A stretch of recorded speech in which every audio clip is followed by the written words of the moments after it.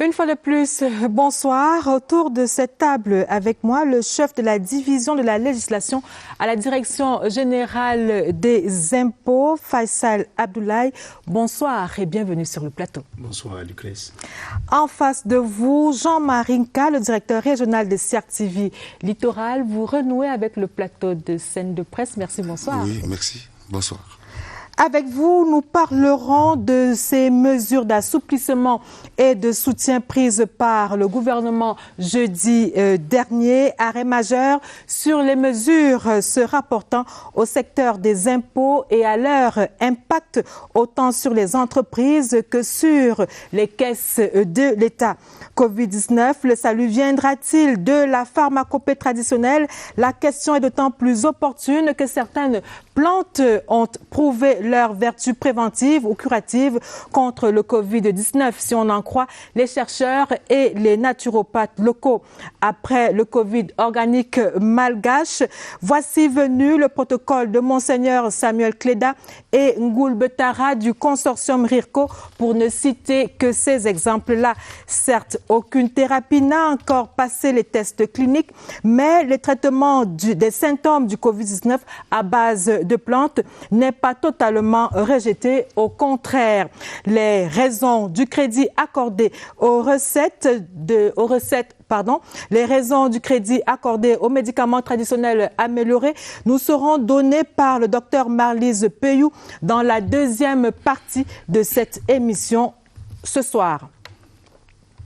Alors, première une, nous parlons donc de cette étreinte fiscale qui est desserrée sur les 19 mesures d'assouplissement et de soutien prises par le gouvernement jeudi dernier. 9 portent essentiellement sur l'administration fiscale. Alors, Monsieur Faisal, dites-nous sur quelle base ces mesures ont-elles été retenues? Est-ce qu'il y a eu une consultation préalable? Effectivement, Madame Lucrèce Mebenga, comme vous l'avez si bien relevé, les mesures fiscales figurent en bonne place au sein de ce dispositif de soutien et d'accompagnement aux ménages et aux entreprises. Dispositif décidé par le président de la République, son Excellence Paul Biya, et rendu public, comme vous l'avez rappelé, par le Premier ministre chef du gouvernement. Alors, il faut dire que ce dispositif est l'aboutissement, en réalité, d'une série de concertations qui a été organisée au niveau du ministère des Finances. Vous savez, au niveau du gouvernement, on est attaché à cette démarche participative. À chaque fois qu'il faut prendre des décisions, le processus décisionnel va suivre cette démarche participative. Dès le déclenchement de la crise, au cours du mois de mars, des concertations ont donc été engagées au niveau de l'administration fiscale sous la houlette du ministre des Finances. Des concertations très larges qui ont impliqué l'ensemble des organisations socio-professionnelles représentant le secteur privé, le groupement interpatronal du Cameroun, le mouvement des entreprises du Cameroun, le syndicat des industriels du Cameroun, mais également les divers corps de métier que nous connaissons, l'association des sociétés d'assurance, l'association des professionnels des établissements de crédit, le secteur de la cimenterie, le secteur de l'hôtellerie. Tous les secteurs ont été passés en revue. L'association des Bayam Salam également ont été consultés. L'idée qu'il y avait derrière ces concertations, en réalité, c'était d'avoir la perception du secteur privé de cette crise-là, de l'impact de la crise sur leurs activités, mais également de recueillir leurs propositions et leurs attentes vis-à-vis du gouvernement dans le cadre de l'accompagnement qui pourrait donc être apporté au secteur privé.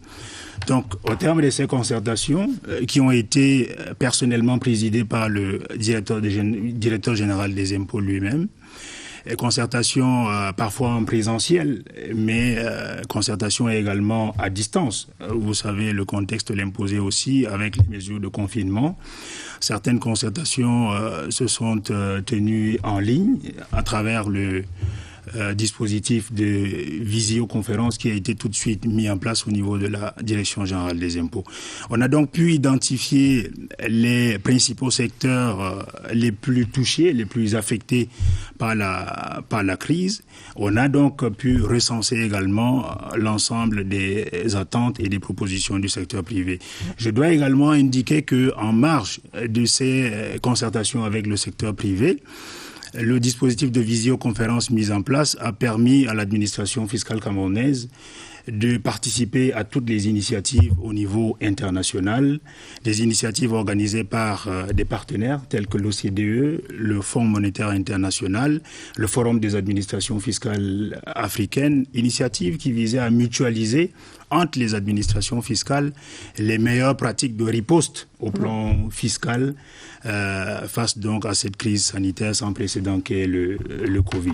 Alors on a bien retenu qu'il y a eu une large concertation à la base et c'est cette concertation-là qui a abouti aux mesures qui ont été proposées. Et je voudrais que nous rentrions justement dans ces mesures-là. La troisième mesure, ou tout au moins celle qui concerne l'administration des impôts, c'est celle, la troisième, la suspension au titre du deuxième trimestre 2020 des vérifications générales de comptabilité, sauf en cas de comportement fiscal suspect. Alors moi, c'est cette dernière partie qui m'intéresse. Lorsque vous parlez de comportement fiscal suspect, cela renvoie à quoi concrètement et qui décide qu'il s'agit d'un comportement fiscal suspect? Effectivement, Madame Lucrèce Mebenga, cette mesure de suspension des vérifications de comptabilité au titre du deuxième trimestre a été bien circonscrite, justement pour éviter les risques d'abus et les effets d'aubaine, parce que justement il est question d'accompagner les entreprises. Il n'est pas question qu'à travers ces mesures de soutien aux entreprises, de créer des distorsions entre des entreprises qui seraient citoyennes et celles qui ne le seraient pas. Donc cette mesure vise effectivement les vérifications de comptabilité qui sont des contrôles approfondis qui sont menés au sein de l'entreprise. Et Lucrèce, bon, assez concrètement, qu'est-ce que cela apporte à une entreprise qu'on ne puisse pas vérifier la comptabilité, qu'on diffère la vérification de la comptabilité? Qu'est-ce que ça lui apporte? Vous savez, comme je l'ai indiqué tantôt, les vérifications de comptabilité sont les formes les plus approfondies en termes de contrôle fiscal qu'on peut exercer au sein d'une entreprise. Nous avons d'autres types de contrôles qui sont effectués à partir du bureau. Ce sont des contrôles de routine qui sont effectués sur pièce, sur la base des déclarations qui sont souscrites par le contribuable et qui n'aboutit pas au même niveau de redressement ou de correction fiscale que les vérifications générales de comptabilité. Et dans un contexte de crise comme celui-là, nous comprenons que les entreprises peuvent avoir du mal à faire face à des rehaussements d'imposition si jamais... En fait, ce que je voudrais savoir, c'est que au terme de ces opérations quand on n'a pas contrôlé, ça apporte de la trésorerie à l'entreprise? Effectivement, la trésorerie de l'entreprise est soulagée parce que le contrôle aurait pu aboutir à des corrections, des impositions si d'aventure on constaté que l'entreprise a par exemple minoré ses déclarations. On va adresser à l'entreprise une correction d'imposition et l'entreprise serait en situation normale en train de payer donc ses impositions supplémentaires et y compris des pénalités comme vous le relevez. Mais de manière générale, Lucrèce, j'aimerais indiquer que quand on parcourt l'ensemble des mesures qui sont prises dans le cadre de ce soutien-là, on peut noter que ces mesures visent aussi bien les ménages que les entreprises. Et au niveau des entreprises, toutes les catégories d'entreprises, aussi bien les grandes, les moyennes que les petites, sont bénéficiaires de ces mesures de soutien et d'accompagnement. Alors, je voudrais qu'on revienne sur ces vérifications de comptabilité, mais pas seulement sur elle. Est-ce que, en lisant cette mesure, on devrait comprendre que les autres contrôles sont également mis de côté, c'est-à-dire des contrôles ponctuels et toutes les autres formes de contrôle? Est-ce que tout cela est suspendu? Effectivement, comme vous l'avez dit vous-même à l'entame de votre question, la mesure vise exclusivement les vérifications de comptabilité. Ce qui suppose que les autres formes de contrôle, qui sont de contrôle de simple routine, de contrôle qui sont effectués à partir du bureau, vont pouvoir continuer à être effectués par les services fiscaux. Et il faut justement indiquer que cela est important parce que ça permet de surveiller le comportement déclaratif des entreprises pour éviter justement que des entreprises ne profitent de ces mesures de soutien pour se soustraire à leurs obligations fiscales. Bon, et je voudrais rappeler, avant qu'on aborde un certain nombre de sujets, pour qu'on ait la même appréciation de l'information, c'est qu'il faut que les Camerounais comprennent que le Covid-19 a mis le monde entier en prison et qu'il n'y a pas un seul pays au monde qui ait géré avec rationalité la manifestation du Covid. Le Covid a fait sortir le monde du champ de la rationalité. Même les pays qui ont les ordinateurs les plus puissants de la planète n'y arrivent pas. Donc, la critique n'est pas proscrite. On s'interroge tous les pays du monde. Texgivex, on prend une mesure aujourd'hui, demain, elle ne marche pas, on change. Alors, je voudrais vous demander pourquoi, en dehors de 25 milliards de crédits de TVA remboursables aux entreprises, pourquoi tout l'effort national à la lutte contre le Covid n'est pas quantifié? Parce que le chiffre était quand même un indicateur d'évaluation de ce qu'on fait. Rien n'est quantifié. En dehors de 25 milliards de crédits de remboursement, rien d'autre n'a de chiffre. Bon. Le contribuable camerounais doit savoir, me semble-t-il, ce que ça lui coûte, le combat contre le Covid-19. Effectivement, M. Jean-Marie K, le coût des mesures de soutien aux entreprises et aux ménages est bien connu. Et il va bien au-delà des 25 milliards qui représentent l'enveloppe supplémentaire destinée au remboursement des crédits de TVA. Si vous voulez qu'on s'arrête une minute sur cette mesure importante pour le secteur privé, parce que je dois vous dire que la plupart des organisations socio-professionnelles ont proposé cette mesure-là. Il s'agit en fait d'une mesure qui va soulager la trésorerie des entreprises. Parce que vous savez, si une entreprise a des crédits de TVA, ces crédits-là peuvent peser sur la trésorerie de l'entreprise. Je dois dire que en lui-même, notre dispositif de remboursement de crédits de TVA n'a pas de problème. Il est d'ailleurs parmi les plus performants. Il est reconnu au niveau international comme l'un des dispositifs les plus conformes aux meilleurs standards en la matière. Alors la difficulté justement réside dans les tensions de trésorerie qu'on peut éprouver à certains moments, dans un contexte que vous pouvez bien comprendre, à faire face donc au stock de crédits de TVA. Alors justement, pour revenir à la question de Jean-Marie K, est-ce que l'enveloppe spéciale de 25 milliards qui a été mise à disposition permettra d'apurer totalement les crédits, ces crédits-là, les stocks en instance de remboursement?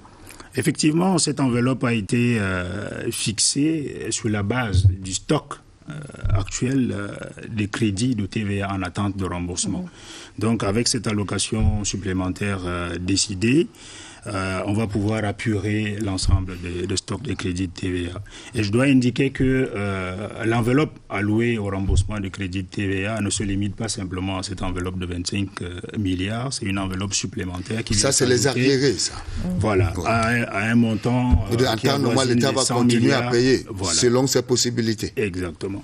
Alors, je voudrais que nous nous arrêtions sur la mesure numéro 4 qui parle du report du délai des déclarations statistiques et fiscales sans pénalité en cas d'acquittement du solde correspondant. Et la question que moi, je voudrais vous poser, c'est celle de savoir qu'en sera-t-il des pénalités et intérêts de retard s'ils ont déjà été appliqués aux contribuables? Effectivement, cette mesure de report sans encourir de pénalité en ce qui concerne la déclaration, le dépôt de déclaration annuelle de résultats pour les entreprises qui sont soumises à l'impôt sur les sociétés.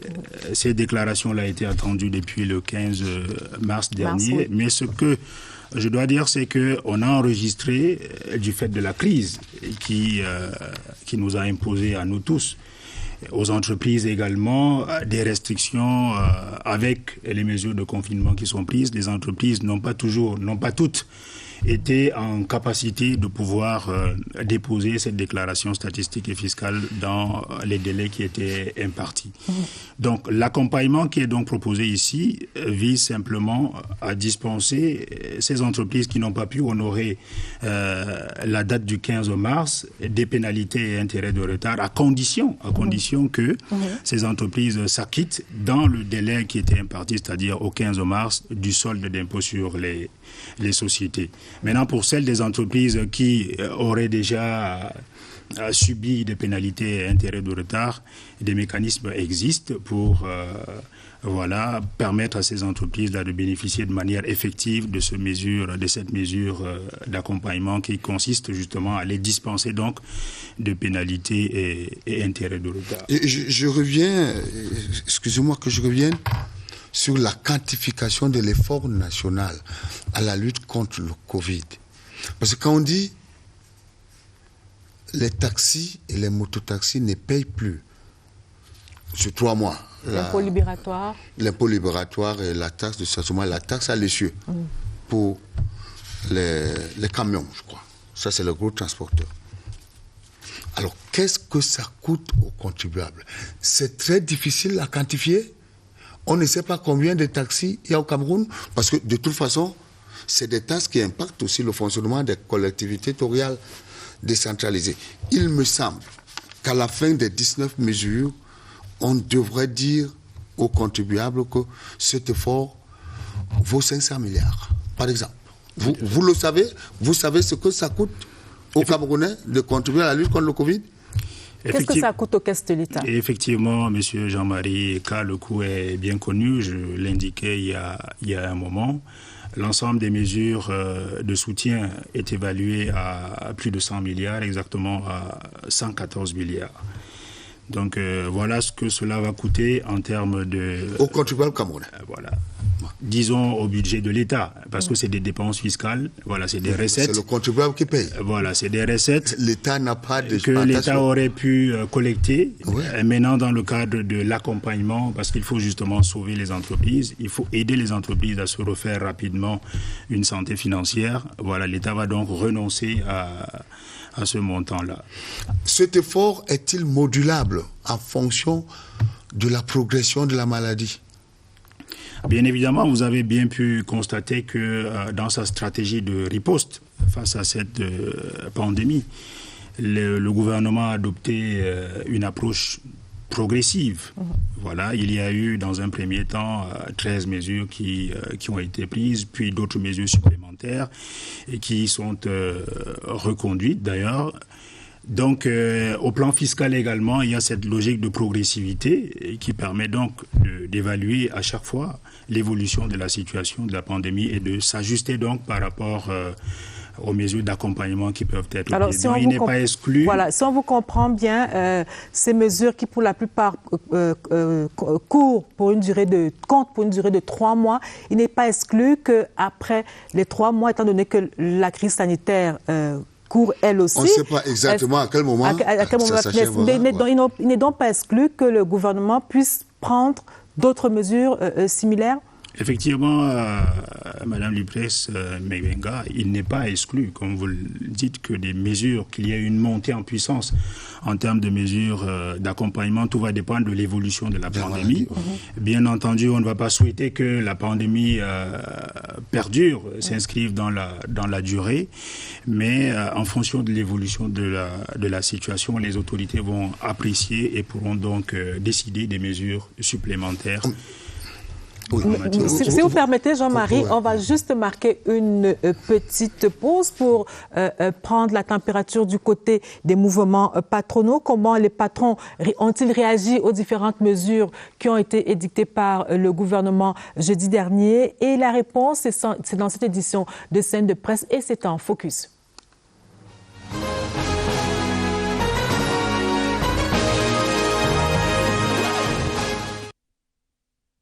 Soulagement et surtout de gratitude à l'endroit du chef de l'État qui a bien écouté toutes nos doléances, qui a bien voulu se pencher sur les difficultés que traverse l'économie entière du Cameroun, mais surtout le secteur du tourisme. Merci, Monsieur le Président de la République. Nous ne pouvons être que satisfaits par cette réponse. Nous pensons que ces 19 mesures qui sont édictées ce soir, qui ont été prises par le chef de l'État, sont satisfaisantes et nous nous en félicitons parce que chacune de ces mesures va participer à améliorer la situation des entreprises concernées. Donc sur ce plan, nous sommes satisfaits. Espérons que certaines des mesures qui sont des mesures temporaires, qui sont des mesures prises pour un trimestre, pour 3 mois, vont se prolonger si c'est nécessaire. Nous espérions aussi quand même, je dirais, des aides, des appuis directs pour soulager la trésorerie des petites et moyennes entreprises. Et nous espérions aussi que comme les grandes entreprises ont un appui de 25 milliards qui va soulager leur trésorerie avec le paiement du crédit de TVA, nous espérions aussi qu'il y ait quelque chose qui soit spécifiquement fait pour soulager la trésorerie de ces entreprises. Ces 20 mesures, pour la plupart, démontrent à suffisance que, enfin, ces plus petits, les BMCLAM, les mototaxis, les taximans, enfin pourraient trouver un peu de souffle dont ils avaient tant besoin pour renforcer leur capacité.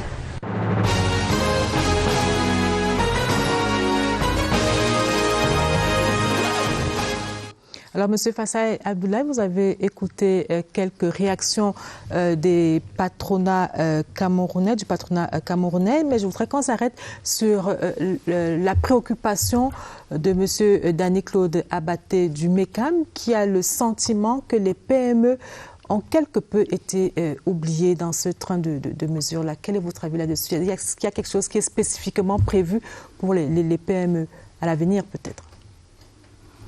Déjà, dans ces 19 mesures annoncées, je l'ai indiqué il y a un moment, toutes les catégories d'entreprises, les grandes, les moyennes, mais également les toutes petites sont concernées.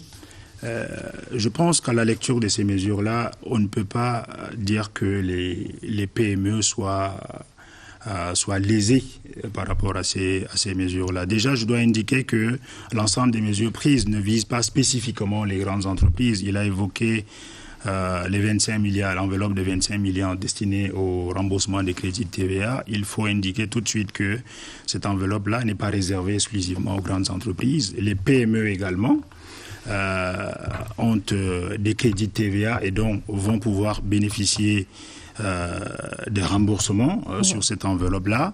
Les mesures de suspension de contrôle fiscal que nous avons évoquées tout à l'heure, les mesures de facilitation en termes de différés de paiement et des moratoires vont également profiter aux moyennes entreprises. Et vous avez bien noté, et je pense que l'une des réactions également lors du reportage, c'était cette satisfaction de voir que les petits contribuables également trouvaient leur compte dans ce dispositif de soutien-là à travers des exonérations de l'impôt libératoire, de la taxe à l'essieu dans le secteur du transport, de la taxe de stationnement et bien d'autres taxes communales. Donc, alors, vous venez de parler des moratoires et des différés de paiement. C'est la mesure numéro 5, mais qui stipule clairement que ces moratoires seront accordés aux entreprises qui sont directement affectées par la crise sanitaire. Est-ce que cela signifie que toutes les entreprises ne sont pas concernées par cette mesure-là? Est-ce qu'il y en a qui ne sont pas affectés par la crise sanitaire? effectivement, cela me permet de revenir sur l'un des constats qui s'est dégagé des concertations que nous avons eues dès le déclenchement de la crise avec le secteur privé et l'ensemble des groupements sociaux professionnels. Ces concertations étaient importantes parce que ça nous a permis de mesurer déjà le niveau d'impact de la crise sur les activités des entreprises, mais également d'identifier les secteurs les plus touchés par la crise. Vous convenez avec moi que cette crise n'impacte pas de manière égale tous les secteurs d'activité. On peut citer des secteurs qui sont, on ne dirait pas gagnants de la crise, mais qui sont quand même qui sont quand même très peu touchés par la crise. On ne peut pas donc mettre en place un dispositif de soutien aux entreprises qui sont affectées et admettre que les entreprises qui se portent pas mal, malgré le contexte de la crise, puissent également donc en bénéficier. Nous pensons que c'est une question de justice fiscale également. Parce que vous imaginez le risque qu'il y aurait à appliquer de manière généralisée une telle mesure de différé de paiement. Cela pourrait impacter de manière significative même les versements spontanés que les entreprises... Mais comment ça va se faire concrètement? Est-ce que vous avez déjà un fichier? Comme je vous l'ai indiqué, nous avons déjà une idée assez précise des secteurs les plus touchés par cette pandémie. Et nous allons continuer à discuter avec le secteur privé pour apprécier de manière concrète. Oui, monsieur le directeur, je constate que vous participez à l'élaboration des instruments de prise de décision à ce qui concerne cette maladie. Le gouvernement de la République a pris un certain nombre de mesures qui auront un impact sur le taux de contamination. Je le répète, je dis le Covid sort le monde entier du champ de la rationalité. Le gouvernement prend un certain nombre de mesures. Il peut arriver qu'en juin ou en mai, que le taux de contamination explose. Il peut arriver que ça n'explose pas. Alors, maintenant, si le taux de contamination explose au Cameroun, compte tenu des critères objectifs qu'on maîtrise, on dit les critères de convergence en zone CEMAC, c'est un taux d'endettement de l'ordre de 70% par rapport au PIB. Au Cameroun, en ce moment, nous sommes à 38%, 37-38% du PIB. Voilà, moins de 40%. Sommes-nous prêts à aller à 60% pour soigner les Camerounais? Je pense que nous n'en sommes pas encore... J'ai dit au cas où. Encore là, vous évoquez des hypothèses. Nous n'allons pas... C'est des hypothèses qui devraient être des hypothèses de travail sur votre table, me semble-t-il. Parce que le joueur n'est pas loin. Oui, effectivement. Ce que je dois dire, c'est que nous faisons face, comme vous l'avez dit, à une crise qui est sans précédent et qui affecte de manière effective aussi bien l'économie et les finances publiques. Et en situation de crise, comme vous le savez, les autorités peuvent être amenées à procéder à des ajustements, notamment des ajustements de la politique budgétaire. Parce que vous savez, le budget de l'État est élaboré sur la base des prévisions, sur la base des hypothèses. Parce que le budget qui est élaboré au cours du mois d'octobre-novembre pour l'exercice N+1, forcément on table sur des hypothèses. Pour le budget de 2020, on tablait sur un taux de croissance du PIB nominal de 5,4%.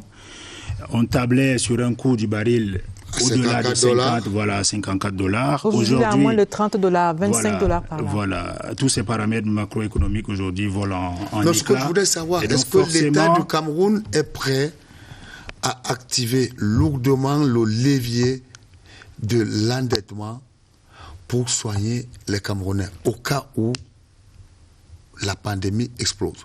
On est à moins de 40% de taux d'endettement par rapport aux normes de convergence. Là, c'est marqué. On peut aller à 70%. Nous sommes à moins de 40%. Est-ce qu'on peut aller à 60% au cas où la pandémie s'aggrave?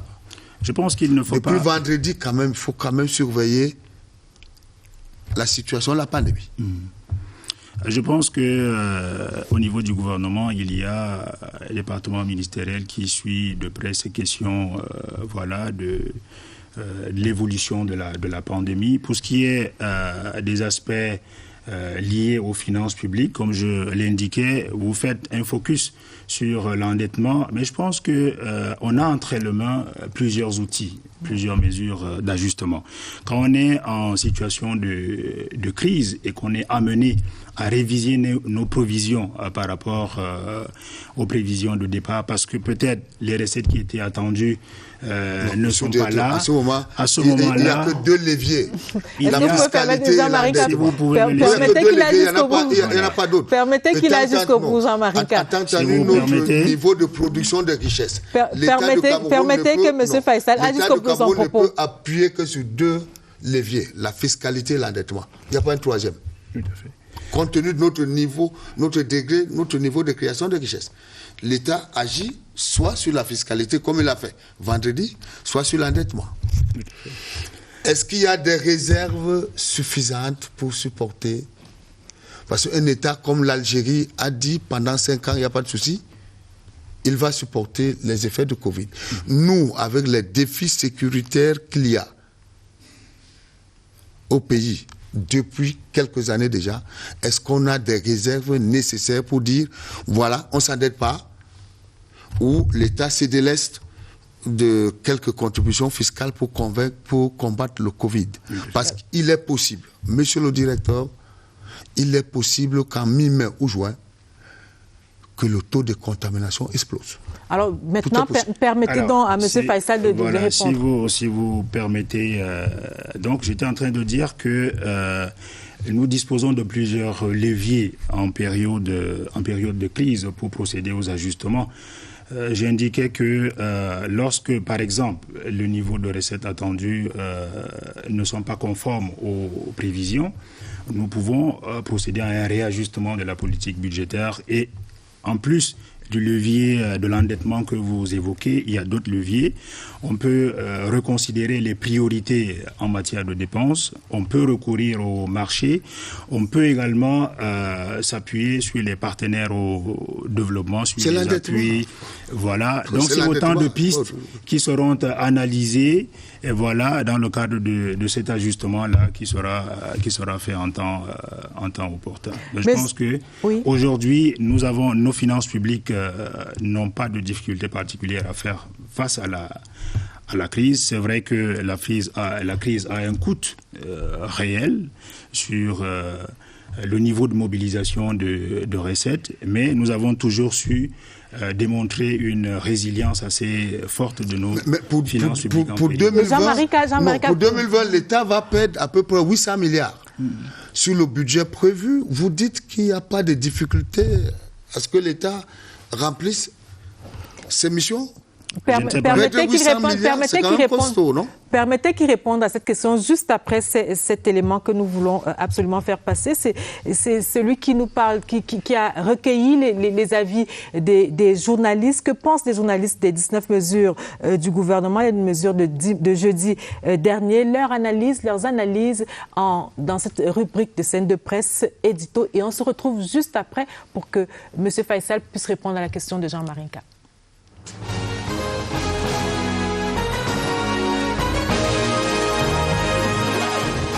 Les mesures qui viennent d'être prises semblent répondre à la difficulté, à la fois la difficulté économique, surtout économique je pense, de faire tenir ce confinement et de ne pas voir s'écrouler toute une économie informelle qui fait vivre des milliers de familles. Bon, il y a un débat.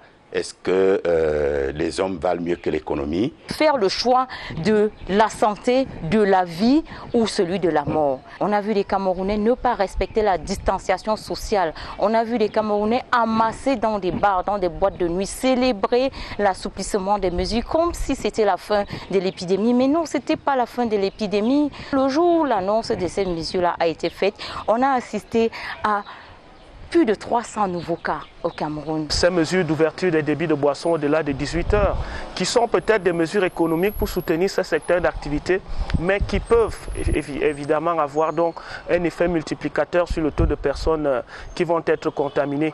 À ce niveau-là, il faut espérer que les Camerounais redeviennent beaucoup plus responsables que d'habitude, parce qu'il s'agit là d'une autoresponsabilisation qui doit permettre à chacun de pouvoir comprendre que si on se laisse aller, si on rentre dans cet endroit qui sont des bouillons de culture des virus, ça peut être difficile.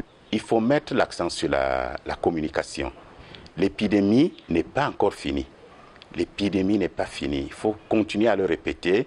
Elle demeure aussi dangereuse qu'elle a été au début. Faire comprendre aux gens que les mesures qui ont été prises doivent se maintenir. Il faut insister là-dessus. Et que si on fait quelques ouvertures pour permettre aux gens de ne pas mourir de faim, cela ne veut pas dire que les mesures de protection, les mesures de distanciation ne doivent être abandonnées. Le Cameroun n'a pas encore atteint un nombre décroissant de cas. On a toujours un nombre croissant de cas. Chaque jour, on enregistre de nouveaux cas.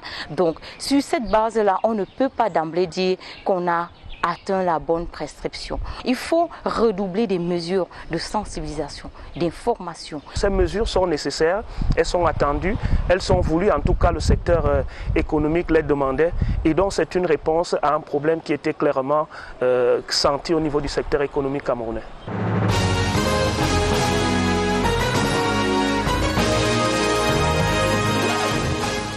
Retour sur le plateau, Jean-Marie. Oui, je disais au directeur que nous sommes en avril, en début d'exercice budgétaire. Et le Covid arrive, il est prévu, les projections, c'est qu'on perde 800 milliards, c'est ce qui a été prévu avant.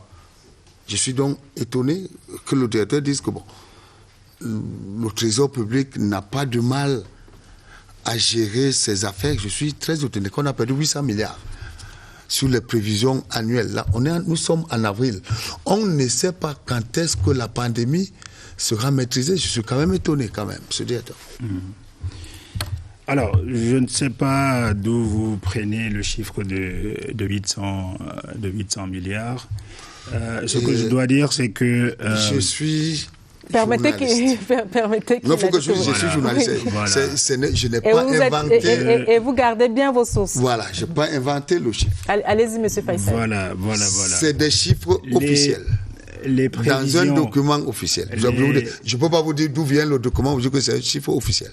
Allons-y. Je vous donne des indications. Alors, si vous permettez donc, les prévisions en termes de mobilisation de ressources pour l'exercice 2020 ont été faites, comme je vous l'indiquais, sur la base d'un cadrage macroéconomique qui a été fait à un moment bien précis. À ce moment-là, on était loin d'imaginer qu'on allait être frappé par cette crise sanitaire du Covid. Aujourd'hui, nous sommes dans un contexte qui fondamentalement change et forcément, comme vous l'indiquez, cela va avoir un impact sur le niveau des recettes qui sera mobilisé. Ce que je disais, c'est que pour le moment, la situation est bien maîtrisée parce que la crise se déclenche dans notre pays au cours du mois de mars. Nous avons eu, en termes de réalisation de niveau de mobilisation de recettes au premier trimestre, on a eu une performance très bonne. Mais maintenant, le reste de l'exercice... C'est-à-dire ? On est à plus de 100%, de 103 à 104% de taux de réalisation. On est en dépassement de plus de 50 milliards, presque 70 milliards par rapport aux réalisations de l'exercice. C'est le premier trimestre. C'est le premier trimestre. Voilà. Maintenant, il faut attendre le deuxième trimestre. Pour le reste de l'exercice, avec les prévisions de croissance qui vont certainement être révisées, d'un taux de croissance de plus de 5%, on est en train de tomber peut-être à moins de 1% même.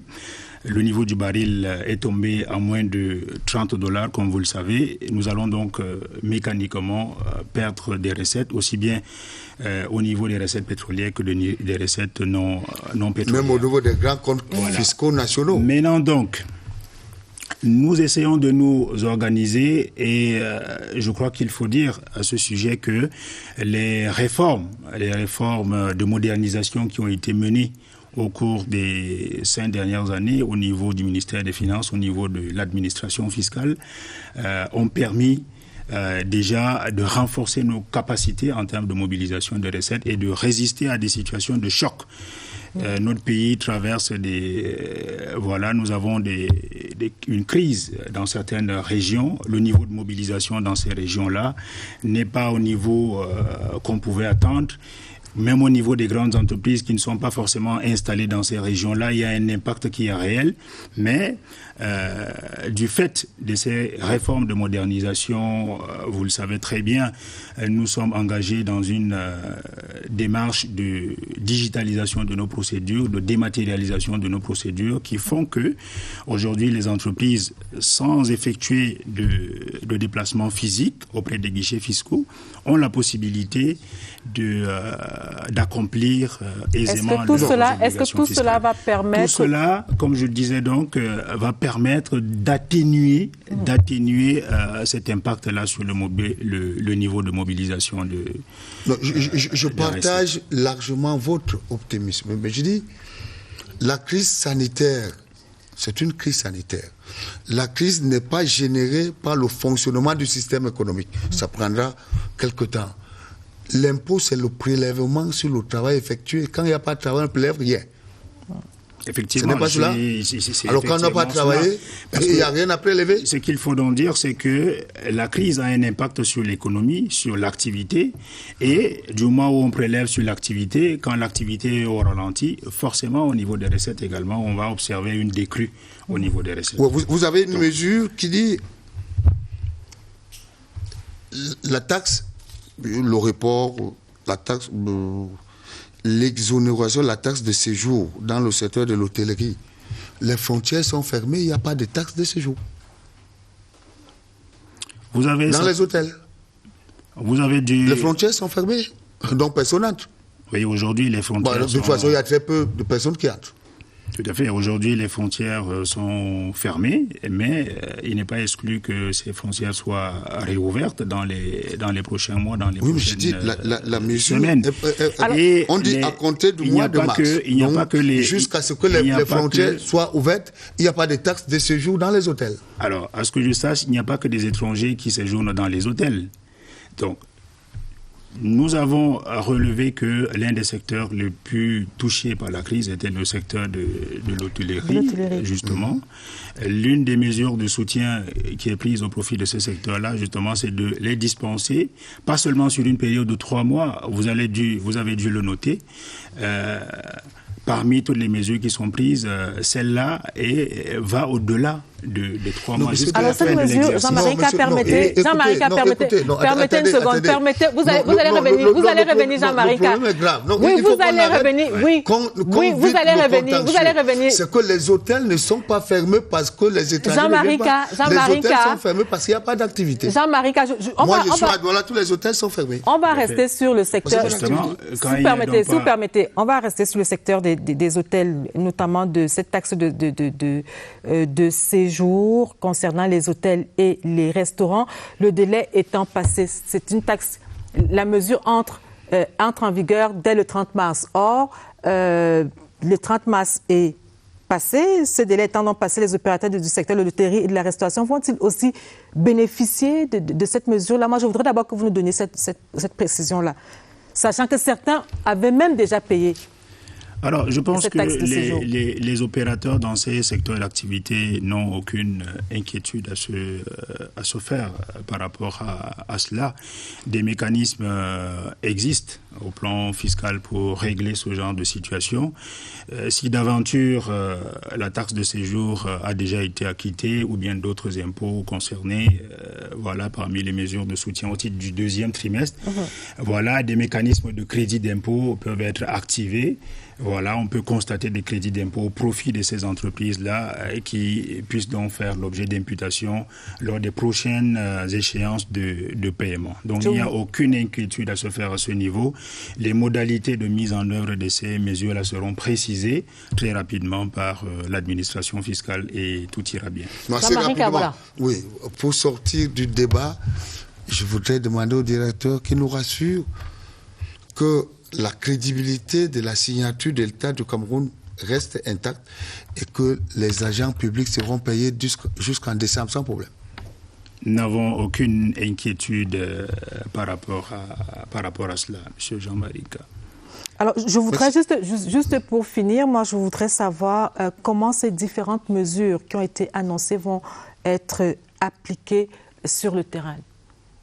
Est-ce que ça ne va pas rester uniquement sur le papier? Est-ce qu'au niveau de l'administration fiscale, il y a des mesures qui sont prises pour que tout ce qui a été annoncé par le gouvernement soit appliqué rigoureusement sur le terrain, dans les entreprises, par l'administration fiscale? Alors, ces mesures sont décidées par le président de la République, son Excellence Paul Biya. Donc, on ne peut pas imaginer qu'elles soient lettre morte. Donc, ces mesures vont s'appliquer immédiatement. Et les dispositions sont déjà prises au niveau de l'administration fiscale.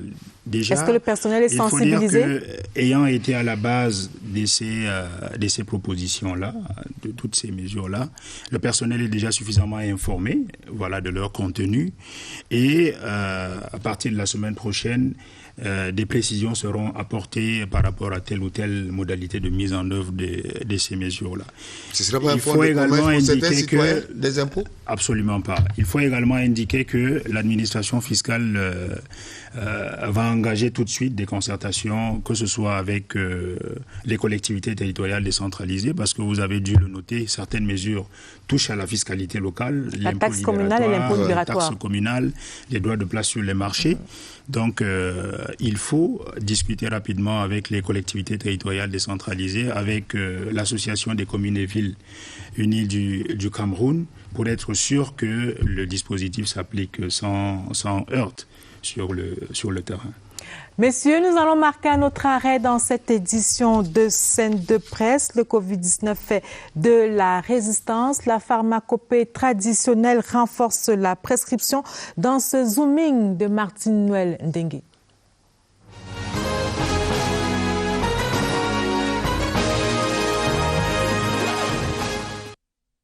La nouvelle est tombée, tel un soulagement. Monseigneur Samuel Cléda a trouvé un remède naturel contre le Covid-19. Comment ne pas y croire, surtout que ça vient d'un homme de Dieu? C'est quelqu'un qui fait ça depuis. C'est vrai, puisque j'ai des cas. Quelqu'un était Corona++, il s'est mis à prendre ces choses, le gars est nickel aujourd'hui.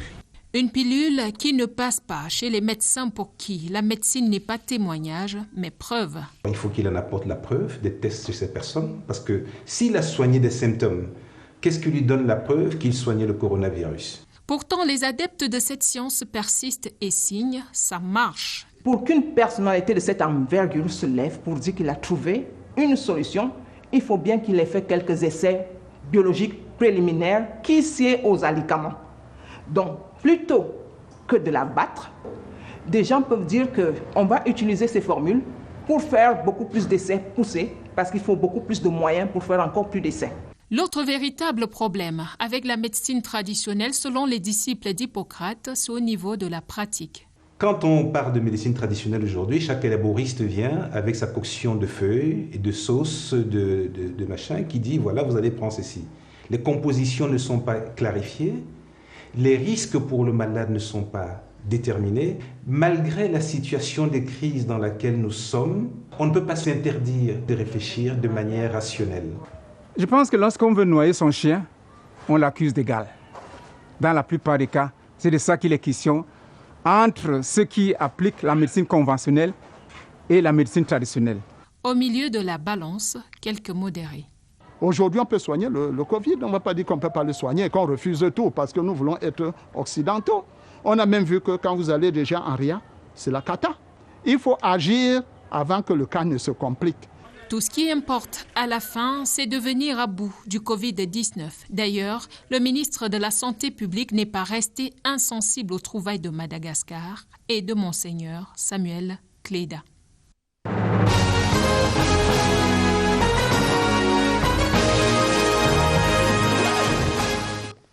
La suite des explications et des informations sur le plateau de Scène de presse, c'est avec le docteur Marlise Mbeuse-Lepeyou-Ndi, qui est biochimiste. Bonsoir et bienvenue.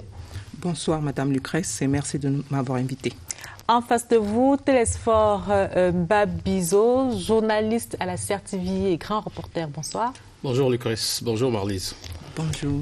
Alors la question ce soir, Covid-19, le salut peut-il venir de la pharmacopée traditionnelle? Que répondez-vous, docteur? D'abord, je vais dire en grande partie oui. Et pourquoi je le dis? Vous savez, l'homme vibre au rythme du monde. Et l'horloge du monde, c'est à 7,83 Hz. Et depuis que l'homme est sur Terre, il a fallu qu'il survive. Et il a survécu grâce à la médecine traditionnelle. Et je dirais même plus. Vous voyez dans la gestion du Covid, comme les États qui ont allié la médecine conventionnelle à la médecine traditionnelle, ont des États qui ont réussi à ralentir l'épidémie de Covid-19. Je veux pour preuve la Chine. Ce que vous devez savoir à propos de ce pays, c'est que à partir des années 50, leur guide suprême, Mao, a commencé à promouvoir la médecine traditionnelle. Il s'est rendu compte que cette médecine était accessible, c'était moins cher et c'était une médecine qui avait des milliers d'années, qui avait prouvé sa capacité à soigner des gens. Et qu'est-ce qu'il a fait? Il a promu et encouragé la médecine traditionnelle. Maintenant, si je reviens au Covid-19 avec le président Xi, qu'est-ce qu'il a fait? Il a fait que la médecine traditionnelle devienne un joyau national. Et alors, qu'est-ce qui se passe en Chine? C'est que vous savez, il y a eu déjà des épidémies de SARS-CoV. Déjà en 2005, vous avez le SARS-CoV-1. Ce que les Chinois et le monde a fait, c'était répertorier, je vous épargne les détails techniques, répertorier les molécules par modeling, docking, qui peuvent agir contre le SARS-CoV-1. Et parmi ces molécules, il y en avait qui se trouvent dans les plantes. Et alors, ils ont commencé à faire des formules pour la prévention, des formules pour des cas modérés et des formules pour des cas sévères. Et ces formules, vous savez ce qui se passe en Chine, c'est que c'est d'abord les personnels de santé qui se portent volontaires pour les essais en médecine traditionnelle. Et nous avons vu que pour le Covid-19, il y en a 1063 qui sont portés volontaires pour la prévention. Et ça a permis de protéger les personnels de santé, autant pour moi, et vous savez qu'il n'y en a pas beaucoup dans le monde. Mais Marlise, si on domestique un peu le débat, la Chine, vous avez bien parlé de Mao, mais ici, il y a encore la distance gouvernementale. Je parlerai davantage de prudence. Il y a même la prise de distance des hommes de science. Vous en êtes un, mais ce n'est pas encore la norme ou encore la règle générale. Le Cameroun souffre encore de ce qu'on va appeler un problème mental. Il faut désenclaver notre mentalité. Lorsqu'on va voir l'herboriste, en réalité, on va voir le petit sorcier et on a la dissonance. En réalité, on n'affirme pas qu'on va le voir. Pour nous, il s'agit de l'hôpital obscur. Il y a ce travail préalable à faire parce que la médecine des herbes est associée à la honte. Disons que je vais chuter et vous allez comprendre pourquoi. Je reviens à la Chine, si vous permettez, s'il vous plaît. Quand la Chine a fait ses formules, vous savez, la science évolue parce qu'elle ne part pas de rien. Vous comprenez? Elle part d'une base. Et la base, il faut la chercher dans les publications scientifiques sur ce qui se passe dans le monde et vous le ramenez chez vous pour le contextualiser. Et c'est exactement là où je vais. Vous voyez, la Chine a fait ses formules. La Chine a testé les formules sur le Covid-19 et nous avons vu que la Chine, malgré l'hécatombe préalable, a pu ralentir l'hécatombe et maintenant donne même des leçons au monde. Qu'est-ce que nous avons fait? Si je reviens, comme vous voulez, au Cameroun, nous avons commencé par une expérience. Dans le consortium, j'ai pris le matériel génétique du Covid, du SARS-CoV-2. Voilà, et nous avons fait une analyse de bioinformatique en comparant avec le matériel génétique du Plasmodium falciparum qui cause le paludisme. Et nous avons vu qu'il y avait des similarités au niveau du matériel génétique. Et pourquoi nous l'avons fait? Parce que nous avons vu que parmi les molécules qui étaient utilisées, il y avait les molécules qui soignent le paludisme. Il y avait les quinoléines. Nous avons fait quoi? Nous avons parcouru les plantes que nous trouvons au Cameroun. Nous nous sommes rapprochés des tradipraticiens. Nous leur avons demandé qu'est-ce que vous utilisez pour soigner les infections virales, les infections respiratoires et maintenant le paludisme. Voilà. En travaillant avec ces personnes, exactement parce que nous les avons respectés. Nous ne sommes pas partis en les stigmatisant qu'ils ont une médecine de la honte. De ce fait, ils nous ont respectés et ils ont commencé à nous montrer ce qu'ils font. Pourquoi je dis ça? Parce que même si vous estimez que c'est une médecine de la honte, vous devez travailler avec les représentations de la personne pour qu'elle vous écoute. Donc, nous avons fait avec eux, nous avons pris des formules qu'ils utilisaient, nous les avons modernisées et nous avons fait des formules pour la prévention COVID-19, pour les cas modérés et les cas sévères. Et à quel résultat êtes-vous parvenu lorsque vous avez fini de faire toutes ces consultations-là? Voilà. Qu'est-ce qu'on a à la fin? Qu'est-ce que nous avons à la fin? Nous avons des formules qui peuvent soigner le COVID-19. Et je vais vous dire une chose. Vous savez, nous sommes arrivés à ce qu'on appelle la médecine traditionnelle améliorée pour quitter un peu cette honte. Et en médecine traditionnelle améliorée, il y a beaucoup de catégories. Et ici, nous sommes à la catégorie 1. Ça veut dire quoi? C'est ce que le praticien prescrit pour un cas spécifique. Et ceux qui peuvent prescrire, c'est des personnes informées, des praticiens reconnus et des vieilles personnes qui connaissent la science de la médecine traditionnelle. Jusque là, nous avons encore un problème. On suppose donc, d'accord, vous avez trouvé la formule magique, je ne parle pas de potion d'un autre type. Eh bien, il faut passer à la production industrielle. Vous n'avez pas la confiance des banques. L'État est en retard quant à vous. Que faites-vous? Voilà. Je vais répondre à votre question. Je reviens à ce que Mme Lucrèce a dit tout à l'heure. Qu'est-ce que nous avons fait? C'est que, étant donné que ces praticiens ont le droit de prescrire le médicament amélioré de catégorie 1, ils l'ont fait chez des gens qui avaient le Covid-19. Et nous avons observé des personnes qui sont passées de l'état positif à l'état négatif. Est-ce qu'à la base, il y a eu des tests? Est-ce qu'à la base, il y a eu des tests pour pouvoir attester, pour pouvoir dire, confirmer à la fin que cette... Lucrèce, en médecine, les tests, il faut tenir compte du volet conjoncturel. Les tests en médecine, ce n'est pas une question conjoncturelle. La question du vaccin, par exemple, le problème qui se pose, c'est que si on met au point un vaccin, eh bien, il faut du temps. Parce que lorsque vous êtes vacciné, est-ce que dans 20 ans, il n'y a pas une corne qui va vous pousser sur la tête? Alors, si on fait donc ces tests maintenant, est-ce qu'ils sont peut-être valables maintenant? Je parle du test du Covid-19. Est-ce que ces gens-là étaient testés positifs au départ et après avoir pris les médicaments que vous ou alors que d'autres naturopathes proposent, ils ont pu être testés négatifs après? Tout à fait, Madame Lucrèce. Dans quelle proportion? Nous avons à peu près... Nous recevons des centaines de coups de fil par jour parce qu'il y a des gens qui disent qu'ils n'ont pas pu avoir le 15-10 parce que nous demandons de respecter les mesures gouvernementales. Tout à fait. On leur demande, c'est des personnes confinées, c'est des personnes hospitalisées et c'est des personnes en quarantaine et leurs contacts qui nous appellent. Donc, il y a des personnes qui nous appellent en détresse. Et nous appelons les autorités et il se passe quand même, il faut le dire, il se passe un délai avant qu'ils ne soient pris en charge. Et il y a une dame, je vous prends juste 2 exemples. Et il y a une dame qui nous appelle en larmes avec son enfant et ils ont mal à la poitrine, ils ont déjà des symptômes. Alors, on leur demande, est-ce que l'État est au courant? Ils disent oui, nous avons appelé, ainsi de suite. On s'est rendu compte que si on ne faisait rien, il pourrait y avoir un problème. Alors, ceux qui ont l'autorité de prescrire, on prescrit et on leur a donné le médicament traditionnel amélioré. Y a-t-il une démarche autonome au niveau de... Parce qu'on parle bien d'évaluation, mais commençons par le début. Il faut bien un diagnostic sérieux. Oui, ils ont été testés. Cette dépendance de l'État, au niveau du diagnostic, y a-t-il pas de formule? Non, l'État les a testés. L'État, nous ne travaillons pas contre l'État. Nous venons en appui. L'État les a testés. Ils étaient positifs. Mais seulement... Vous parlez bien des personnes confinées. Oui. Tout à fait. Et il y avait un retard pour la prise en charge parce que ça arrive dans tous les pays du monde. Ça arrive au Cameroun aussi. C'est ce que j'appelle la dépendance. Voilà. Donc, ils ont pris... Dans votre démarche. Voilà. Oui, il faut respecter la loi. Il faut respecter la loi. La loi ne parle pas simplement de... En réalité, moi, je parle du départ. C'est-à-dire que vous êtes dépendant du diagnostic qui vient d'ailleurs. Je suis biochimiste. Alors... Vous savez, je suis enseignante à la fac de médecine, il faut respecter le diagnostic. Sinon, on avance comme un bateau qui n'a pas de boussole. C'est très important d'avoir le test, et ils étaient testés positifs. Et ils ont pris le médicament traditionnel amélioré en attendant la prise en charge de l'État. Et maintenant, quand les autorités sont arrivées, ils n'avaient plus de symptômes.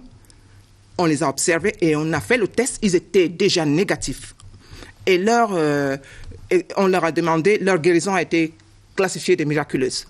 Je vous prends un autre exemple. C'est un vieillard de plus de 75 ans, hospitalisé à la Kentini, à Douala. Il a refusé le médicament conventionnel. C'est son droit. Et il a pris le médicament traditionnel amélioré et il a fait 7 jours d'hospitalisation et il a été testé négatif et il est sorti de l'hôpital. Alors pendant ces 7 jours, vous vous êtes assuré qu'il n'a pas pris d'autres médicaments de la médecine conventionnelle? Tout à fait. Il avait des personnels de santé qui le suivaient parce qu'il faut il faut travailler avec la médecine conventionnelle aussi. Il y avait des infirmiers qui le suivaient. Tous les jours, il était surveillé et n'a rien pris d'autre que le médicament traditionnel. Et s'assurer justement qu'il n'y a pas d'effet secondaire. Vous savez, ce qu'il y a dans les formules, c'est des plantes qui sont utilisées depuis des milliers d'années. Ça vient pas out of the blue. C'est des plantes qui sont utilisées, dont l'efficacité a été Oui, on est démontrée. d'accord. Là, vous êtes en train de parler de la médecine de la mémoire. Or, l'oralité a également ses propres gènes d'autodestruction. Et ce n'est pas toujours exactement la même chose, même si on avance. Et l'un des défauts de la médecine, on va dire peut-être non conventionnelle ou bien alternative, c'est justement la naïveté de penser qu'il n'y a pas d'effet secondaire. Il y en a pourtant aujourd'hui. Alors, qu'est-ce qui fonde la pertinence des protocoles qui sont proposés par la médecine traditionnelle, entre guillemets? Voilà. Ce que je vais vous dire, c'est que il y a des directives qui ont été mises en place par l'OMS. Voilà, il y a des directives pour la médecine traditionnelle. Et alors, ce que nous faisons, en tant que... laissez-moi parler. Je ne sais même pas si on doit dire la Covid ou bien le Covid. C'est pour vous dire, juste à partir du genre même, le genre de la maladie, on ne sait pas. Est-ce que c'est le Covid ou bien la Covid? Je vous l'accorde si vous voulez, mais ce qu'il faut savoir, que même si une personne se trompe, ça ne veut pas dire que tout ce qu'il a fait dans le passé, c'était faux. Donc, ce que je voudrais dire, c'est que, en tant que scientifique, ce que nous faisons, c'est que pour toutes les plantes que nous avons ici au Cameroun, nous allons dans les bases de données scientifiques pour prendre la première chose que nous cherchons. Qu'est-ce qui a été fait dans le monde sur ces plantes? Et en Afrique, il y a des États comme le Nigeria et beaucoup d'autres États qui font beaucoup de recherches sur nos plantes parce qu'ils ont les financements. La première chose que nous regardons, c'est la dose toxique, LD50. Et il y a une formule qui permet de convertir la dose toxique chez les animaux, si ça a été fait chez la souris, chez le chien, chez l'homme. Et la deuxième chose que nous regardons, c'est l'indice thérapeutique. Voilà. Comment est-ce que ce médicament est efficace? Et la troisième chose que nous regardons, ce sont les effets secondaires. Vous savez qu'on a traité avec les quinoléines. Et les quinoléines ont leurs effets secondaires. Et ce que nous amenons les praticiens à faire, ce sont des notices. Voilà. Si un médicament, nous allons vérifier dans quelles conditions il peut avoir des allergies. Il faut que ça figure dans les notices. Si des personnes ont des problèmes cardiaques, il faut que ça figure. S'ils prennent telle ou telle plante, ils ne doivent pas la prendre. Si une personne est peut-être hypertendue, il ne faut pas prendre telle ou telle plante. C'est cette formation qui a commencé avec la faculté de médecine en 2018 que nous sommes en train de poursuivre pour former les praticiens pour que cette médecine, dite de la honte, puisse être améliorée et maintenant complémenter la médecine conventionnelle pour qu'on puisse aussi avoir des succès qu'on a vus ailleurs dans les pays asiatiques. Alors, est-ce que cette démarche qualité est suivie dans le cadre du Covid-19 et des protocoles qui sont présentés jusque-là? Je vais vous dire que je peux pas parler pour les autres, mais ce que nous encourageons à installer cette démarche qualité, nous avons commencé par écrire des ouvrages de démarche qualité que nous avons mis à la disposition des praticiens. Et nous nous sommes approchés des grands patriarches, comme le professeur Nyek, comme le patriarche Bingono, et bien d'autres, pour essayer de disséminer cette démarche qualité. Je dois avouer qu'il y a encore beaucoup de travail à faire parce qu'il y a des praticiens que nous rencontrons qui ont des formules, mais qui n'arrivent même pas à nous donner le nom. L'équivalent peut-être en français ou en anglais. Donc, il faut qu'on se... C'est tout à fait normal parce que il faut qu'on cherche. L'éducation est l'attente de vous. Oui, et nous devons chercher. C'est pour ça que je vous dis, ce n'est pas toujours évident, mais nous continuons à faire ce travail. Alors, quelle est l'évaluation que vous faites des protocoles qui sont proposés contre le Covid-19 ici au Cameroun? On a parlé de votre protocole à vous. Il y a également le protocole qui est proposé par Monseigneur Samuel Kleda. Il y en a certainement d'autres. Quelle est l'évaluation que vous, biochimistes, vous faites de ces différents protocoles? Voilà ce que je peux dire. Déjà, il faut savoir que s'il y a plusieurs protocoles, ça dénote d'une certaine richesse. Même si elles ne sont pas parfaites, même si elles ne seraient pas parfaites, ça dénote déjà d'une certaine richesse qu'il faut exploiter. Je vais prendre le cas de Monseigneur Kleda, que je respecte. Je sais que c'est un naturopathe. Je n'ai pas sa formule, mais il y a des éléments qui sont sortis de la formule que j'ai lue. Il y avait les feuilles de papaye et il y avait autre chose qui sont reconnus avoir déjà été utilisées pour traiter des infections de ce type. Je dirais que j'espère qu'il utilise la démarche qualité et j'ai vu qu'il serait accompagné par le ministère de la Santé qui devrait appliquer la démarche qualité pour le soutenir dans le cas où il n'y aurait pas de démarche qualité. Je dois avouer quand même que parmi plusieurs tradipraticiens, j'ai vu qu'il y en avait qui avaient quelques manquements pour l'hygiène et aussi ils n'étaient pas très éduqués mais très doués, je dois le dire. Donc, nous travaillons sur cette base pour essayer de, compléter leurs manquements autant que faire se peut. Et il y a des protocoles qui, si exploités, qui, si soumis à la démarche qualité, peuvent vraiment faire un grand impact pour la lutte contre le Covid-19 au Cameroun. Marlise, comment gérez-vous la question du coût? Parce que c'est aussi l'une des tares de la médecine traditionnelle. Le fait d'être trop accessible, on pense aussi que finalement c'est du charlatanisme. Je devrais dire que vous avez parfaitement raison et je vais rebondir sur une question que vous m'avez posée. Excusez-moi si je ne réponds que maintenant. Le coût, l'être humain ne valorise pas ce qui est gratuit. Je veux pour preuve qu'on a distribué des moustiquaires imprégnés et nos compatriotes les ont utilisés pour faire de la pêche ou autre chose. La chasse. La chasse. Pendant ce temps, toute personne qui a un bijou en or va dormir en s'assurant qu'il sait où il se trouve. Donc, la politique gratuité est quand même parfois révisée. On s'est rendu compte que quand une personne arrive, on lui dit que ça coûte 1000 francs. Il dit pourquoi c'est moins cher que c'est vraiment de bonne qualité. Donc, ce qu'on a vu, c'est qu'on a conseillé aux tradipraticiens de mettre la démarche qualité et d'y associer un coût. Parce que s'il faut acquérir des équipements pour ne pas sécher des écorces au soleil, ça a un coût qu'il faudra bien recouvrer par la suite. Et vous avez aussi demandé que les banques, comment nous faisons pour la production industrielle. Je dois vous avouer que la plupart des démarches et des recherches que nous faisons avec les tradipraticiens, la plupart de ces démarches sont faites sur des fonds propres. Oui.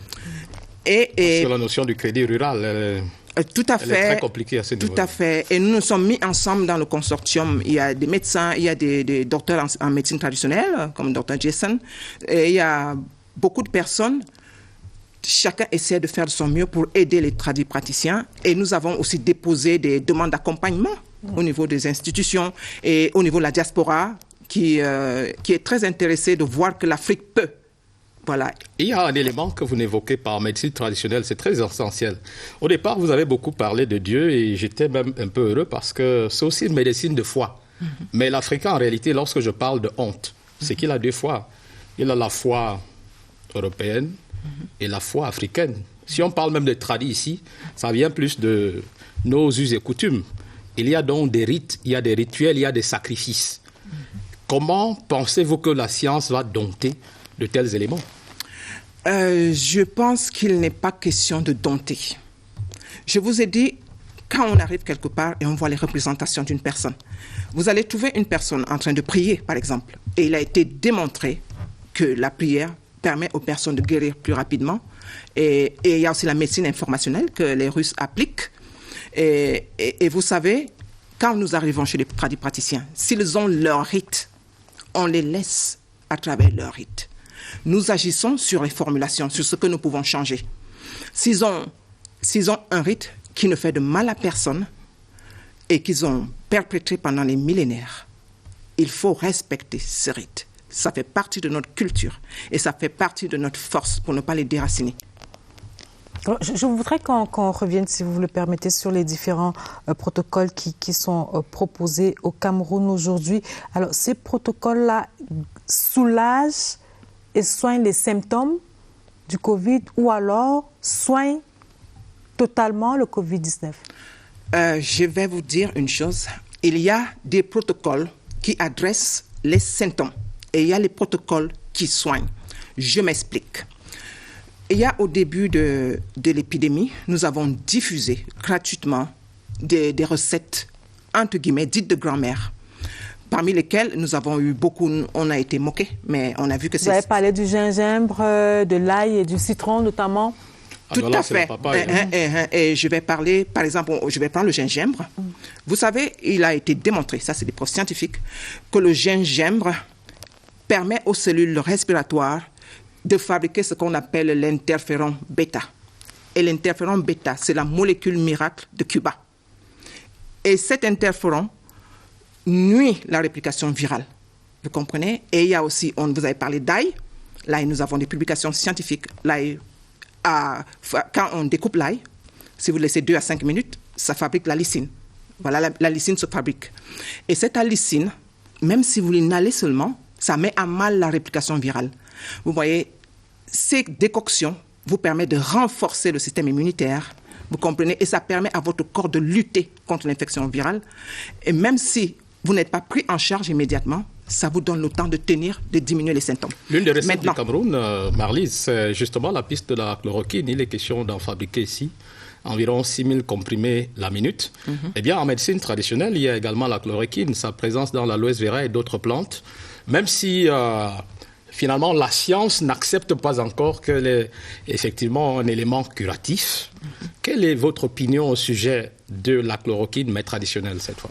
Merci pour cette question, elle est très importante. Et je vais, pour terminer à sa question, pour répondre à sa question, j'aimerais dire que j'ai parlé des décoctions ou des mélanges qui soignent les symptômes. Et il y en a aussi qui guérissent. Je vais vous parler, on a un qu'on appelle le Ngulbetara, il y a le Netco et le Binter. Ça mimique. Le nom est super, il y a, voilà, Ngulbetara et le Netco et le Binter. Là-dedans, vous retrouvez des antiviraux, des antibactériens, des antiparasitaires et des antibiotiques. Et c'est ce mélange-là qui a guéri le papa de plus de 75 ans. Donc, il y a dans les décoctions africaines, et j'aimerais féliciter les praticiens et ceux qui travaillent, les scientifiques et même les médecins qui travaillent avec nous, parce qu'on a pu mettre en forme ces molécules et c'est un travail d'équipe. Maintenant, s'il vous plaît, votre question au niveau de la chloroquine. Oui, la chloroquine traditionnelle, l'aloès vera et autres. La chloroquine, c'est un quinoléine. 4 aminoquinoléines. Le nom n'est pas important. Voilà, le nom n'est pas important, c'est le nom de la molécule. Et cette molécule, c'est une molécule synthétique, l'hydroxychloroquine, le plaquenil, qui est inspirée de la quinine, qui est aussi un quinoléine. Maintenant, quand nous regardons nos plantes, voilà, vous avez trouvé. Et quand nous regardons nos plantes, comme celles que vous avez citées, elles sont bourrées de quinoléine. Donc, nous n'avons vraiment pas de complexe à avoir à ce niveau. Et c'est la raison pour laquelle que l'illustre professeur Raoul, que je salue, il a dit qu'il ne pense pas qu'il y aurait des catombes en Afrique en tenant compte de la circulation de quinoléine, parce que je suis prête à parier que si on va dans des maisons au Cameroun... Il y a un déphasage avec l'ordre des médecins, chez lui. Vous savez, il y a beaucoup de courants. Il y a des gens qui sont dans les sentiers battus, qui pour eux... Évidemment, je souscris à son approche. Oui, tout à fait, je vous ai compris. S'il y a des gens qui sont dans les sentiers battus, pour eux, même si 1 million de personnes meurent, il faut rester dans le sentier battu. Or, le professeur Raoul, il trouve que s'il y a quelque chose qui peut soigner, alors il va soigner et empêcher que les gens meurent. Et ici, c'est un peu l'approche que le gouvernement camerounais, si le gouvernement arrive à fabriquer cette chloroquine, je saluerais vraiment ce résultat. Moi, je voudrais savoir quels sont les ingrédients, parmi tous ceux que vous avez cités, la question des ingrédients qui rentrent justement dans la fabrication, par exemple, de votre protocole. Oui, je vais vous en citer quelques-uns, comme on a plusieurs protocoles. Vous avez, par exemple, Alstonia Boni, que s'il y a des personnes, on est à Yaoundé, on l'appelle Ekouk. Et il y a Chlorancia Enanta, à Yaoundé, on l'appelle Mvol. Et il y a Giburtia Tesmani, à Yaoundé, on appelle Essingan. avec tout ce que ça comporte comme vertu sacrée et vertu scientifique. On a un autre qu'on appelle...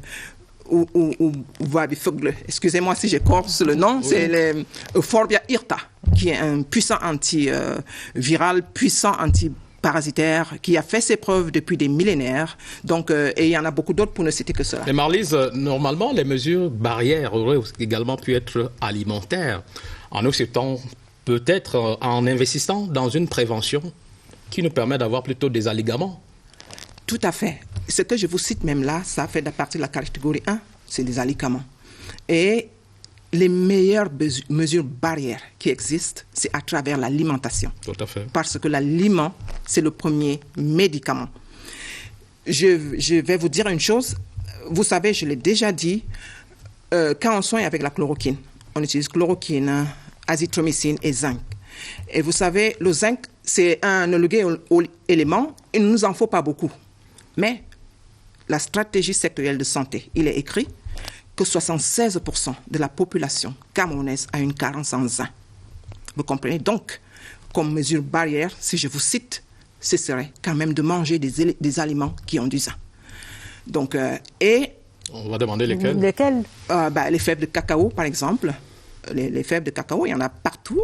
Et il y a les morceaux de bœuf grillés. Il ne faut pas cuire dans de l'eau, grillés. Et il y a le foie de veau. Même pour les goûter. Voilà, il y en a plein. Voilà. Donc, si tout le monde peut aller dans Google et mettre aliments riches en zinc, on va voir. Il faut en prendre quelques-uns. Et il y a, vous savez, quand le Covid-19, comme je le dis toujours, c'est un virus très diabolique. Voilà, il vient dans vos poumons et il va extraire le fer de l'hémoglobine. Voilà, il va dans les poumons, il va dans les cellules, il extrait le fer de l'hémoglobine. Vous comprenez? Et s'il y en a beaucoup, ça va prendre tout le fer de l'hémoglobine et ce fer va créer un stress oxydatif. Donc, il faut des antioxydants. Vous comprenez? Dans l'alimentation, voilà, pour réduire ce stress oxydatif. Et en même temps, votre fer là, votre hémoglobine, quand ça n'a plus de fer, même si on vous donne l'oxygène, ça ne sert à rien. Il n'y a que peut-être une transfusion sanguine qui peut vous sauver. Donc, et il est important que la population, vous allez comprendre où je vais chuter. Au Cameroun, 50% de femmes enceintes et anémies sont anémiées et 40% de femmes. Donc, vous comprenez déjà que le Covid, il vise votre hémoglobine et vous ferez mieux d'en avoir déjà assez pour vous donner plus de chance. Donc, dans notre alimentation, on doit s'assurer qu'on prend assez de fer. Donc, comme vous avez dit, c'est très important. Les feuilles de manioc, comme on dit? Les feuilles de manioc, le pomme, le zoum et le foie de bœuf, ça a plein de fer. Et plein les légumes à feuilles. Mais les nutritionnistes nous disent qu'en réalité, ce que nous énumérons là, en fait, ce sont des entrées. Et que c'est par abus que nous en faisons des plats de résistance. Parce que lorsque vous parlez de paiement, on va nous en infliger tout le temps maintenant. Non, ce qu'il faut savoir, c'est qu'il faut manger équilibré. Le pomme, il va vous donner un groupe alimentaire et les biochimistes définissent 5 groupes alimentaires. Donc, quand on va vous donner ça, il faut demander... Ça ne doit pas être la brimade. Non, pas du tout. Vous devez demander les aliments des 4 autres groupes alimentaires. Tout à fait. Ouais. Madame, Messieurs, nous allons marquer un arrêt dans cette édition de Scène de presse pour retrouver Franck Evina et sa revue de presse. À tout de suite.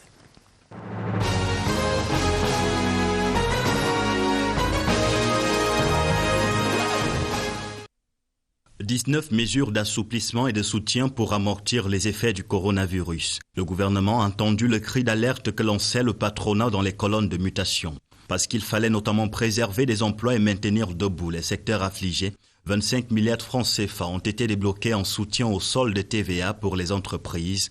Plusieurs taxes ont été provisoirement annulées, à l'instar de l'impôt libératoire. Le gouvernement a aussi tenu les promesses faites aux leaders des transports d'après Cameroun Tribune, rajout de quelques places dans les transports en commun. Pour les débits de boissons et autres restaurants, il est de nouveau possible de fonctionner au-delà de 18 heures. Ces mesures d'assouplissement parviendront-elles à sortir Camerco de la zone de turbulence? Le jour révèle que 64% des effectifs de la compagnie aérienne nationale risquent d'être mis en chômage technique, soit 371 contrats de travail à suspendre pour une durée de 6 mois à compter de la deuxième semaine du mois de mai en cours. Une situation que Mutation qualifie de confinement tourmenté, car en plus d'éprouver des difficultés à voler depuis des mois, Camerco est secoué par une crise en interne entre le directeur général et les délégués du personnel. La faute au coronavirus qui porte un sacré coup aux entreprises et aux emplois.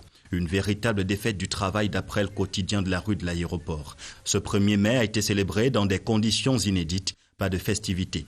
Tous les efforts étant tournés vers la lutte contre la pandémie de l'heure, de la visite du ministre de la Santé publique sur les sites réquisitionnés, aux stratégies de lutte des différentes administrations, en passant par l'élan de solidarité manifesté à travers le pays, Cameroun Tribune révèle une riposte nationale qui gagne en intensité. Même l'Église est dans le combat. Elle prie, mais fait aussi recours à la médecine traditionnelle. L'archevêque métropolitain de Douala tient le bâton de pèlerin et fait courir de nombreux patients de Covid-19. D'après le journal Mutation, la ruée vers la thérapie Cléda a mené le quotidien Le Jour à dresser le portrait de ce tradit thérapeute en soutane. L'on apprend qu'il a toujours su concilier ses charges épiscopales et sa mission sociale de procureur de la santé. Convaincu des propriétés préventives et curatives de son traitement, le fils de Golompuy dans l'extrême nord a reconnu la difficulté à mettre ce produit à la disposition du plus grand nombre de patients du fait de la faible capacité de production avec les moyens artisanaux utilisés. La revue de presse était sur la scène.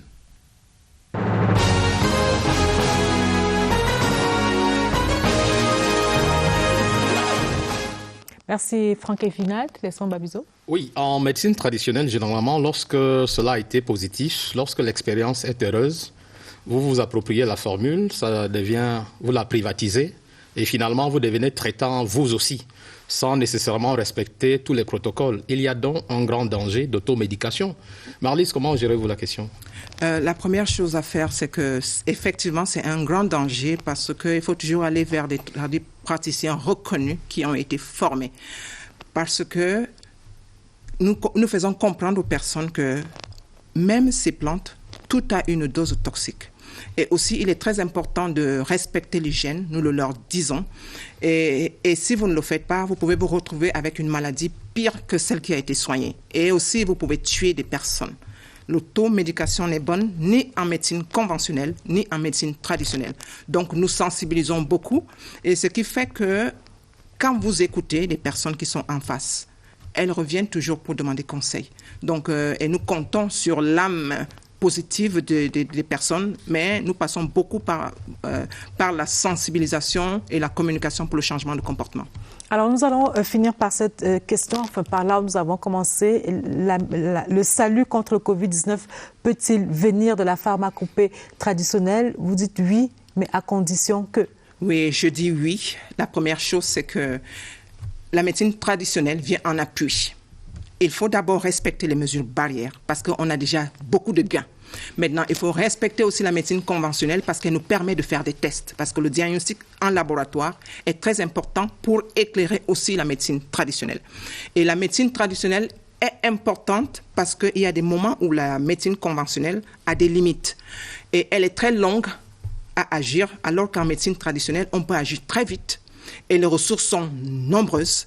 Et un gouvernement peut, en utilisant sa médecine traditionnelle, non seulement soigner à moindre coût, mais aussi réduire la balance commerciale parce que ça fait moins d'importations. Et je vais vous dire qu'en Chine, le chiffre d'affaires de la médecine traditionnelle est de 50 milliards de dollars par an. Et vous comprenez que nous, en Afrique, nous sommes tout aussi riches, sinon plus, et nous pouvons avoir des médicaments traditionnels améliorés que nous allons exporter et ramener des devises, c'est-à-dire de l'argent dans notre pays, et promouvoir le développement et aussi créer des emplois. Donc la médecine traditionnelle peut faire un très grand impact, et je suis sûre que si elle est mise à échelle, avec tous ceux qui ont des formules, et si on les accompagne, il est possible que d'ici 1 mois ou 2, que Covid-19 soit de l'histoire dans notre pays. Merci, Dr Marlise Mbeze-Lepeyoundi. Et maintenant, nous allons retrouver Daniel Menanga pour les unes du lundi. Bonsoir, Daniel. Bonsoir, Lucrèce. Bonsoir à vos panélistes et puis à vous et à tous les confrères. Excellente commémoration de la Journée mondiale de la liberté de la presse qui s'est célébrée ce dimanche sous le thème « Journalisme sans crainte ni complaisance ». Vous retrouverez en kiosque Perspective d'Afrique qui s'intéresse au retour de Jean-Jacques Ekindi au sein du RDPC au détriment du MP, son parti. À la une, le chasseur apprivoisé par sa proie. Dans la même veine, le Pélican déclare que le lion Bia dompte son chasseur Ekindi. Le quotidien de conclure Paul Biya, le meilleur choix. Illustration avec la revue du parcours et du passage de Jean-Jacques Ekindi au sein du RDPC en 1990, puis retour en 2020.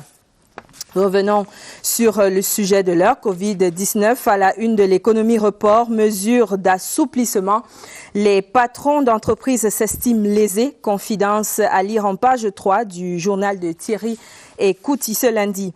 Économie matin, report au Covid-19 alerte à une nouvelle menace de dévaluation du franc CFA se basant sur le dernier rapport de politique monétaire de la BEAC, la Banque des États d'Afrique centrale, où il est envisagé une diminution des recettes pétrolières et non pétrolières des pays de la CEMAC. Les détails sont à lire en page 5.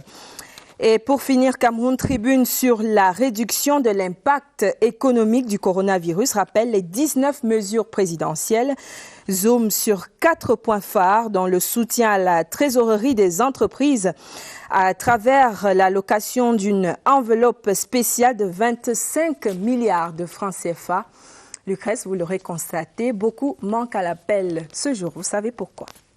Tout à fait, Daniel Menanga, et nous allons dire chapeau bas à tous nos confrères de la presse écrite qui suent sans et au tous les jours pour jouer leur rôle de reliance sociale au Cameroun.